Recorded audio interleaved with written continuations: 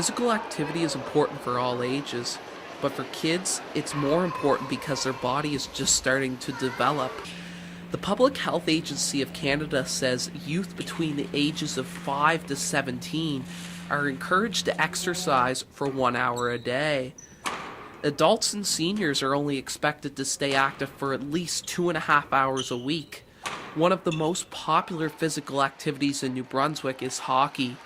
Hockey New Brunswick has over 17,000 players, coaches, and bench staff involved in the sport. But many stakeholders involved with hockey in Fredericton say the city doesn't have enough ice surfaces to accommodate winter sports. However, Nick Jansen, the technical coordinator for Hockey New Brunswick, says there's more than enough. From our standpoint, the infrastructure's there. We have obviously the new rink going up in the fall, Willie O'Ree, Aiken Centre, so from our standpoint, there's enough ice to go around in Fredericton. With only 6 ice surfaces in the city, people are scrambling for the prime ice time between the hours of 6 p.m. to 10 p.m. Everyone wants primetime ice. Everyone wants to play at 7 or 8 o'clock, and it's just not feasible. I mean, we can't build rinks and have every group playing from 7 o'clock to 10 o'clock and then it be empty the rest of the days. But with children and parents going to school and working 9 to 5, those are the only times many people can go. Another issue with winter sports surfaces is the Fredericton Curling Club is the only accessible curling rink in the city. Capitol Exhibit Center is the bigger and warmer rink of the two, but people with mobility disabilities are not able to get on the ice.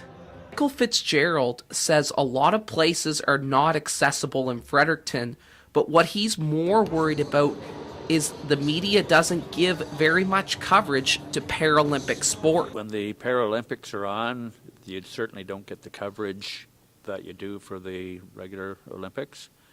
And even though Canada wins more medals at the Paralympics than they do at the Olympics.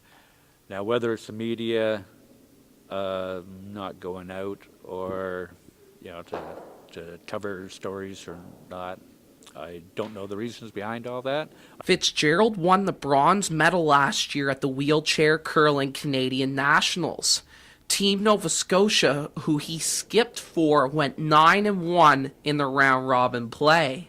Fitzgerald hopes that he will be able to create a New Brunswick team by next year to go to Nationals, but they don't have a female to play for them yet. 9 provinces represented at the Nationals at the moment. Just PEI and New Brunswick don't have a team yet, but we're working on it. The Canadian Wheelchair Curling Championship says each team must have at least 1 female. 80,000 people in New Brunswick live with a mobility disability. Ability New Brunswick is a non-for-profit organization that helps these people with everything from employment to active living and recreation. Ability New Brunswick has been chosen to oversee a new program called Parasport and Recreation New Brunswick. This program helps people with mobility disabilities get involved in sports and recreation such as wheelchair basketball. New Brunswick is one of the last provinces to have a formal parasport and recreation program or initiative in place. So this is a really good start, and what we get to do is we get to learn from best practices in other provinces, what's worked well and what hasn't. We're really trying to create more opportunities for people with physical disabilities to engage in programs. Ability NB also helps people with mobility disabilities meet their needs so they can play the sport they love. Our organization's really focused on solutions. We had a high school build us a bunch of bowling assist ramps that, individuals can use these ramps when bowling, and they're getting strikes, and bowling way better than I can. So there's lots of creative solutions, and it doesn't mean that you have to have specific programs. It can be some bowling ramps at a bowling alley that can make them really inclusive programs. Ability New Brunswick says even though people do have a mobility disability, it's important for them to remain active. I feel better, my self-esteem's better, my spirits are better. I feel healthier. It's so important when you have a disability that people with mobility disabilities, it can be easy to be inactive.